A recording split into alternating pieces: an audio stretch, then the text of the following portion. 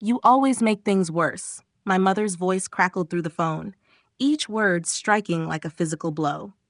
I stood in my kitchen, knuckles white around the countertop edge, watching steam rise from my untouched coffee.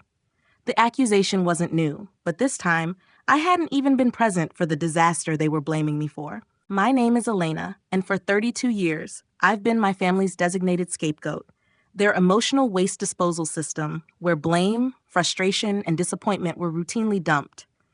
It was a role I inherited so young that for decades, I believed it was woven into my identity, as intrinsic to me as my brown eyes or the small birthmark behind my left ear. Mom, I wasn't even at Thanksgiving this year, I said quietly, my voice steadier than I felt. I was home with a migraine, remember? Well, if you had been there like you promised, your sister wouldn't have gotten upset about having to handle everything alone, and then Dad wouldn't have started drinking, and the whole dinner wouldn't have fallen apart. The circular logic was dizzying but familiar. My absence was apparently more disruptive than my presence would have been, though historically, my presence had always been equally blamed for family disasters. It was a game I couldn't win, designed precisely that way from the beginning. I took a deep breath, feeling the familiar tightness in my chest, the physical manifestation of years of accumulated injustice. I'm sorry things didn't go well, I offered mechanically, the words hollow from overuse. Sorry doesn't fix anything, Elena, Mom snapped. You need to call your sister and father to apologize. They're both devastated. The old Elena would have immediately reached for her phone, would have spent hours on emotional damage control, absorbing blame and soothing hurt feelings that weren't her responsibility. But something had shifted in me over the past few months, a quiet awakening that had begun in the therapy sessions I'd finally allowed myself to pursue. I'll think about it, I said instead, surprising both of us. I need to go now, Mom. I have an appointment. I ended the call before she could protest, then stood motionless in my kitchen, heart pounding as if I'd run a marathon. Such a small act of self-preservation, yet it felt momentous, a pebble dislodging at the edge of an avalanche. The pattern began in my childhood. When my younger sister Natalie broke Mom's favorite vase, I was blamed for not watching her closely enough. When my father lost his temper, it was because I knew how to push his buttons. When my mother's depression deepened, it was because I was too needy or too distant. The specific criticism morphed to fit whatever narrative was needed that day. I remember standing in our living room at 9 years old, tears streaming down my face as my father raged about a dent in his car door, a dent my brother Michael had made while skateboarding in the driveway. But Michael was the golden child, athletic and charming, his transgressions quickly forgiven or overlooked. I was the sensitive one, the responsible one, the one who should have been watching, should have been preventing, should have been protecting everyone from everything, including themselves. Why didn't you stop him? Dad demanded, his voice sharp with accusation. You saw him out there with that skateboard. You know he's not supposed to be near the cars. I didn't, I began, but my protest died in my throat as I saw the familiar hardening in his expression. Even then, I understood on some primal level that the truth was irrelevant. The family needed someone to blame, and that someone was me. Growing up as the family scapegoat shapes you in profound ways. I became hypervigilant, always scanning for potential disasters I could prevent. I developed an almost supernatural ability to anticipate others' needs, to step in before problems arose. I became the perpetual fixer, the emotional support system, the one who smoothed ruffled feathers and mediated conflicts. By 16, I was the de facto family therapist, mediating arguments between my parents, counseling my sister through friendship dramas, covering for my brother's increasingly troubling behavior. I kept detailed mental notes of everyone's triggers, preferences, and emotional patterns. I could sense my father's anger building before he even recognized it himself. I knew exactly which topics would send my mother spiraling into days of sullen silence. I'm just trying to help, became my mantra, offered with increasingly desperate sincerity as I rushed around putting out family fires that would inevitably be blamed on me anyway. In school, I gravitated toward troubled friends, unconsciously seeking the familiar dynamic of caretaking and emotional management. My first serious boyfriend was a brilliant but volatile musician whose mood swings and substance abuse issues gave me ample opportunity to practice the relationship skills I'd honed at home, anticipating emotional storms, accepting blame to diffuse tension, sacrificing my needs to maintain peace. When that relationship imploded after 3 painful years, my family's response was predictable. "You always choose the wrong men," my mother said, as if my ex's addiction issues were somehow a reflection of my character flaws rather than his own. "You probably pushed him away with all your worrying." By my late 20s, exhaustion had become my constant companion. I'd moved across the city, ostensibly for a job opportunity, but really seeking some breathing room from the family dynamics that drained me. Still, distance proved an ineffective boundary. My phone rang constantly with family emergencies that somehow required my intervention despite my physical absence. It was my friend Mara who finally pointed out what should have been obvious. "Elena," she said gently over dinner one evening after I'd spent 20 minutes detailing the latest family crisis I was expected to resolve, "have you noticed that your family only seems to call when they need something from you? When was the last time any of them asked how you were doing or offered to help you with something?" I stared at her, mouth slightly open, genuinely unable to recall such an instance. The realization was like a crack in a dam, small at first, then widening as the pressure of truth pushed against it. "Maybe," Mara continued carefully, "maybe it's time to talk to someone about this. A professional, I mean." 2 weeks later, I sat in Dr. Winter's office for the first time, nervously arranging and rearranging the tissues in my lap as I explained that I was just there for some general anxiety issues, unable yet to name the true source of my distress. My therapist, Dr. Winters, with her calm gaze and gentle questions, was the first to name what was happening. "Elena, have you heard of family systems theory?" she'd asked during our third session, after I'd spent 50 minutes detailing my latest attempt to prevent a family conflict, only to be accused of causing it. "No," I admitted, reaching for another tissue. "Sometimes, families unconsciously designate one person to carry the emotional burden for the entire system. It's called scapegoating. This person becomes responsible for all problems, all tensions. It's not about what you actually do or don't do. It's about the role you've been assigned." I remember staring at her, feeling simultaneously seen and terrified. Being the scapegoat was painful, but it was familiar. It was the water I'd been swimming in for so long that I'd forgotten there was air to breathe above the surface. "But if I don't help them, who will?" I asked, voicing my deepest fear.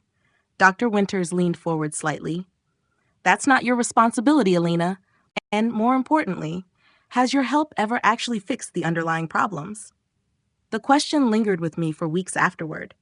Had my constant intervention, my desperate attempts to prevent disasters and smooth over conflicts, ever really changed anything? Or was I just perpetuating a dysfunctional system by playing my assigned role? I began keeping a journal at Dr. Winter's suggestion, documenting family interactions and my responses to them. The patterns became impossible to ignore when laid out in my own handwriting, page after page of the same dynamic playing out with minor variations. I was both essential and invisible to my family, needed for my emotional labor but unseen as a person with needs and limits of my own. "What would happen," Dr. Winters asked during a pivotal session, "if you just stopped? If you stopped rushing in to fix things, stopped accepting blame, stopped being the family's emotional manager?" "They'd fall apart," I said immediately, the answer rising from some deep, conditioned place within me. Then, more quietly, "Or maybe they wouldn't. And I'm not sure which possibility scares me more. The idea that my family might function perfectly well without my constant intervention threatened the core belief that had structured my entire life, that I was necessary, that my value lay in my usefulness, that without the role of fixer and scapegoat, I might have no place in the family at all. Either way," Dr. Winters said gently, "wouldn't you like to find out who you are beyond this role?" The breaking point came 6 months after I began therapy. My brother Michael called at midnight, intoxicated and belligerent. "You need to talk to Mom," he slurred. "She's upset about what Dad said about her new boyfriend, and she says it's because you told Dad that her boyfriend was controlling." I sat up in bed, instantly alert. I haven't spoken to Dad in 3 weeks, Michael. I haven't said anything about Mom's boyfriend to anyone. Well, someone did, and Mom says it was probably you because you're always interfering. The familiar heat of injustice rose in my chest, but this time, something else accompanied it. A strange, cool clarity that cut through the automatic guilt and anxiety. Michael, I didn't say anything to Dad. This isn't about me. This is between Mom and Dad. But you need to fix it, he insisted, the family script so deeply ingrained that he couldn't conceive of a scenario where I wasn't responsible for resolving everyone's conflicts. No, I said quietly, the word foreign and powerful on my tongue. No, I don't. I hung up the phone and sat in the dark of my bedroom, heart pounding, waiting for the guilt to crush me. But instead, I felt something unexpected, relief, followed by a profound sadness for the decades I'd spent trying to fix what was fundamentally unfixable. The next morning, I called Dr. Winters and scheduled an emergency session. I think I'm ready to step back, I told her, my voice shaking but determined. I can't keep doing this. What do you think will happen if you stop trying to fix everything? She asked. I considered this carefully. They'll be angry. They'll blame me more. They might even cut me off for a while. And how does that feel? Terrifying, I admitted, but also necessary. Like I can't breathe if I keep going this way. Dr. Winters nodded. That's your authentic self pushing for air, Elena. It's been submerged for a long time under your family's expectations and projections. I don't even know who I am without all of this, I whispered. That's what we're going to find out. The following months were the hardest of my life. I began setting boundaries, small ones at first, then larger ones as I grew stronger. I stopped answering crisis calls in the middle of the night. I declined to mediate arguments between family members. When blame was directed at me, I calmly stated that I wasn't responsible and redirected the conversation. I changed my phone settings so that calls from family members wouldn't wake me, and I began to practice what Dr. Winters called delayed response, allowing myself hours or even days to consider whether and how to engage with family demands rather than reacting instantly from a place of conditioned obligation. The first time I let my mother's call go to voicemail during a workday, my hands shook so badly I had to step outside for air. The first time I declined to loan money to my brother for yet another entrepreneurial scheme, I spent the night pacing my apartment, fighting the urge to call him back and apologize. The first time I responded to a family accusation with, I understand you're upset, but that's not my responsibility, I felt physically ill afterward, as if I'd violated some fundamental law of nature. But with each boundary I set, each refusal to accept unearned blame, each prioritization of my needs over family demands, I discovered something profound. The world didn't end. My family didn't disintegrate. They continued much as they always had, except now their dysfunction didn't include me. The backlash was swift and severe. My mother left tearful voicemails about how I'd abandoned the family. My father became cold and distant. My siblings alternated between attempting to pull me back into my old role and joining in the chorus of criticism. You've changed, my sister Natalie accused during a tense Sunday dinner 3 months into my transformation. You used to care about this family. I still care, I replied, maintaining eye contact despite the urge to look down, to apologize, to slip back into familiar patterns. But caring doesn't mean I have to take responsibility for problems I didn't create. That's so selfish, she snapped. I took a deep breath. Is it selfish to expect adults to manage their own relationships, to solve their own problems? My mother intervened then, her voice tight. Elena, we're just saying that families help each other. You used to understand that. There's a difference between helping and enabling, I said quietly. Between support and sacrifice. I'm still learning where that line is, but I know I've been on the wrong side of it for most of my life. I left dinner early that night, drove home with shaking hands, and cried until I had no tears left. Then I did something I'd never done before. I sat with my pain instead of trying to escape it.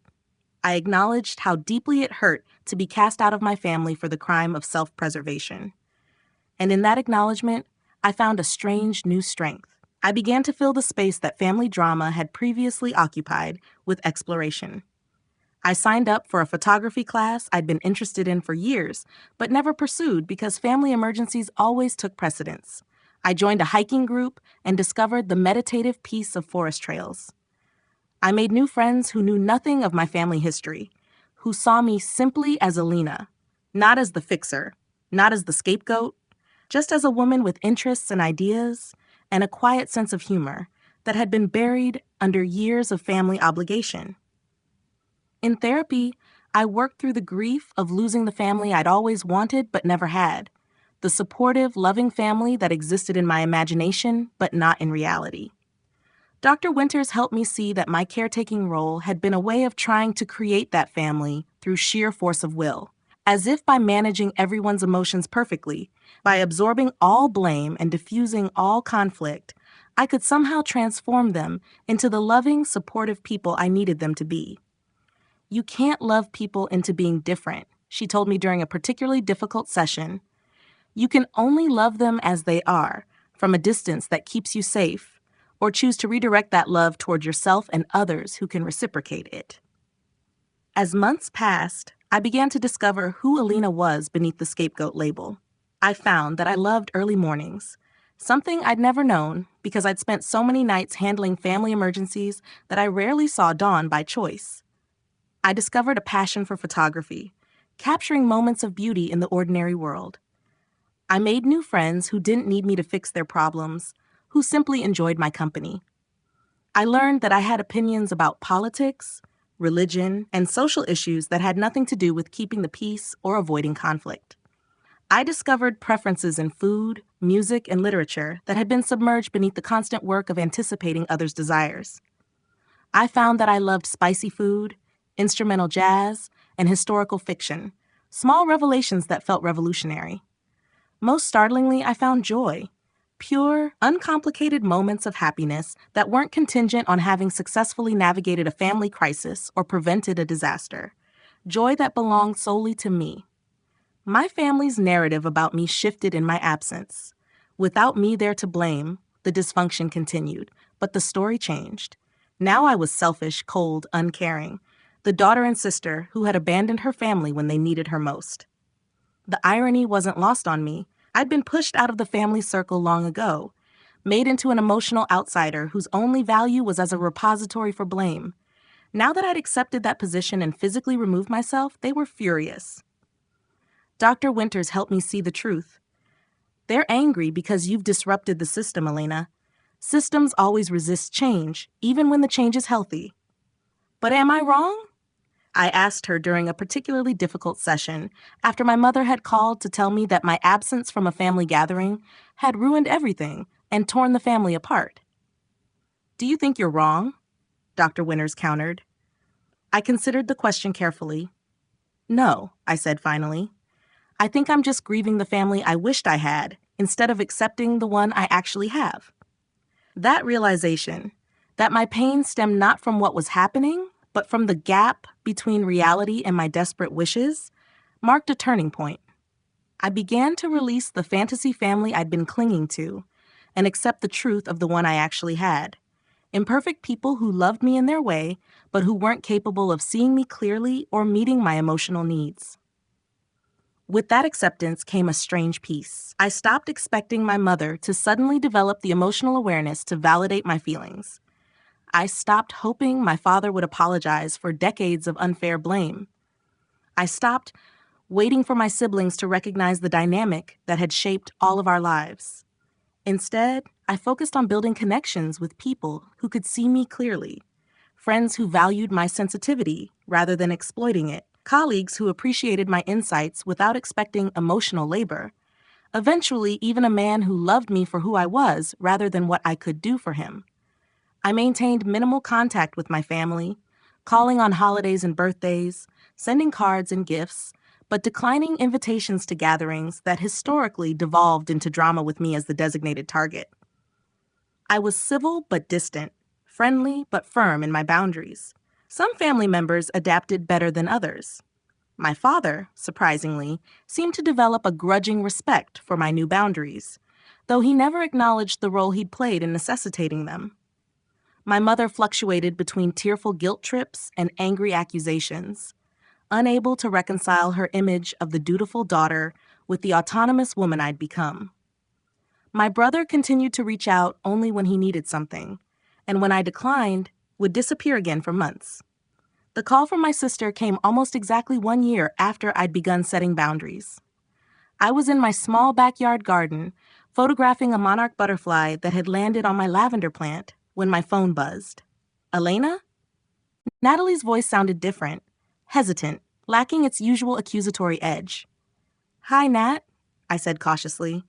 Our last conversation 3 months earlier had ended with her telling me I was dead to her after I refused to lend her money for the fourth time. There's been a huge blow-up. Dad found out Mom's been talking to her ex again, and they had this massive fight at Michael's birthday dinner. Everyone's taking sides, and it's a complete disaster. I waited for the blame, for the inevitable accusation that somehow, despite not having spoken to either of my parents in months, I had caused this. They're saying it's your fault, she continued, and I closed my eyes, a familiar heaviness settling in my chest. They're saying if you were still around to keep the peace, this wouldn't have happened. I remained silent, having learned that defending myself only prolonged these conversations.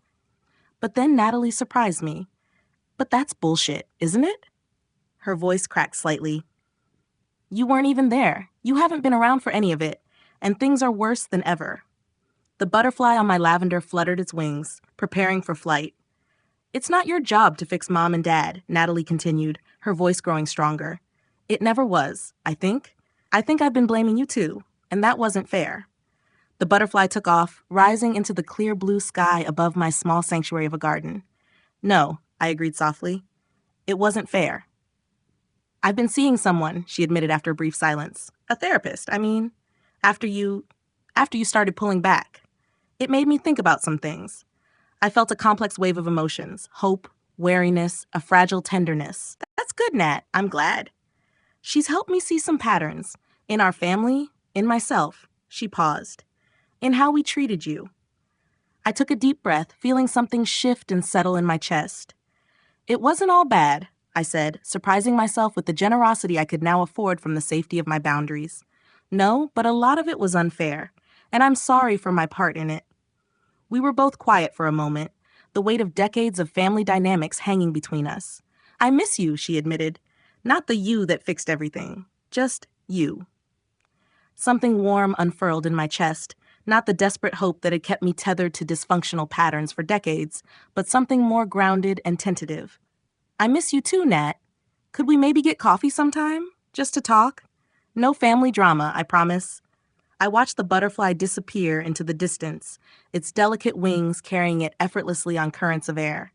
I'd like that, I said. Our coffee date the following week was awkward at first, both of us navigating unfamiliar territory, a relationship based on mutual interest rather than family obligation. But as we relaxed into conversation, I discovered a Natalie I barely knew. Witty, insightful, struggling with her own questions about identity and purpose. By our third meeting, we were laughing together about things that had nothing to do with family drama, sharing observations about books we'd read and places we wanted to travel. You know, she said during our fifth get-together, I think I followed your lead in how to treat you. Mom and Dad would blame you for something, and I'd just go along with it because, I don't know, because it was easier than standing up for you, than standing up to them. We were kids, Nat, I said gently. We were all just playing the roles we were given. But we're not kids anymore, she replied, meeting my gaze directly, and I'm trying to choose something different now. It was the first time anyone in my family had acknowledged the dynamic that had shaped so much of my life, and though it couldn't erase the past, it created a bridge toward a different kind of future, one where at least one family relationship might be rebuilt on healthier ground. Healing isn't linear, and family systems don't transform overnight. My boundaries remain firmly in place, though they've evolved as I've grown stronger. Some relationships have been cautiously rebuilt on healthier foundations. My coffee with Natalie led to a more authentic connection between us, one based on mutual respect rather than her expectation that I would solve her problems. Others remain distant. My mother still occasionally tries to pull me back into old patterns, and my father rarely speaks to me directly. Michael fluctuates depending on his own needs, But I am no longer the family's scapegoat.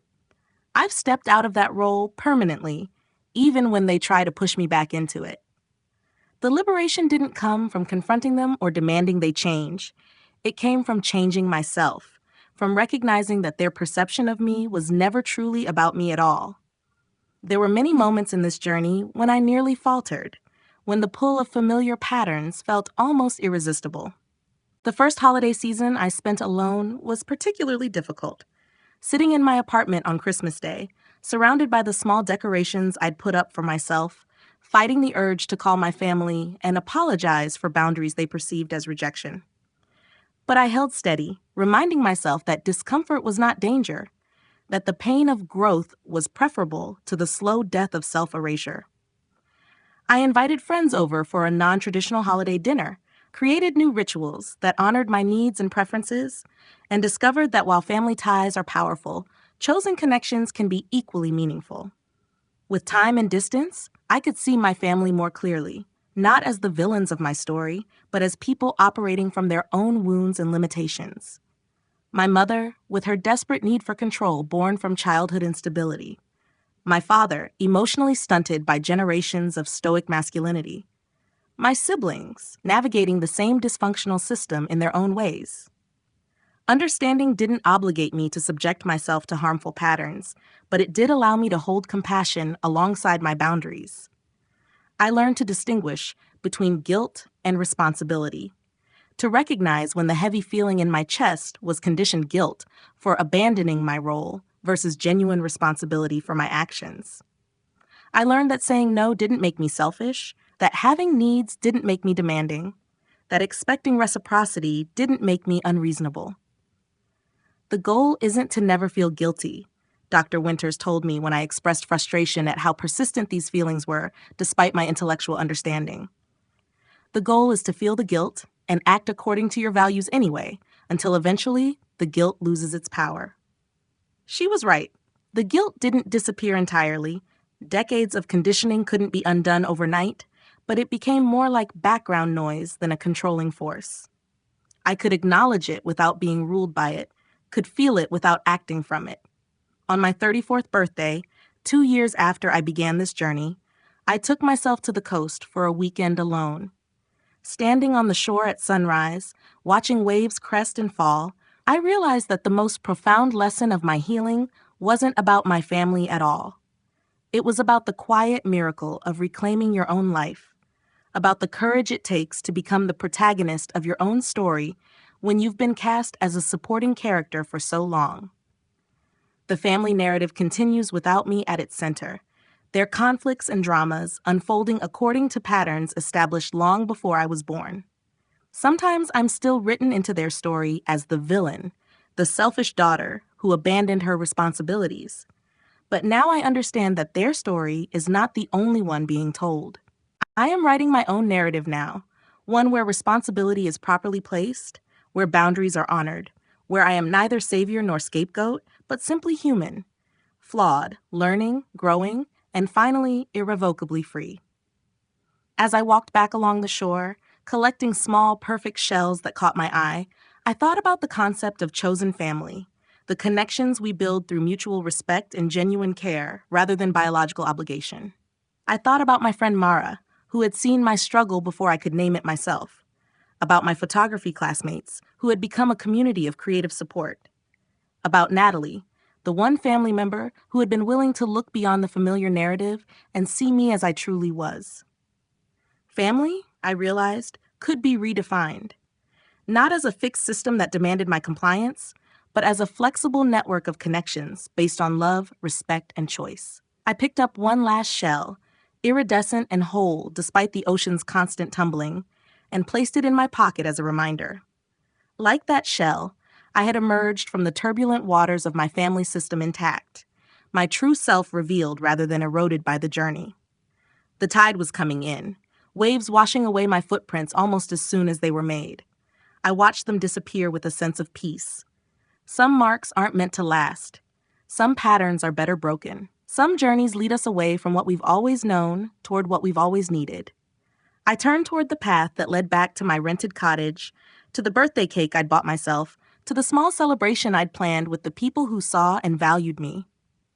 Behind me, the ocean continued its eternal rhythm of release and renewal, a fitting soundtrack for a life reclaimed, one boundary, one day, one choice at a time.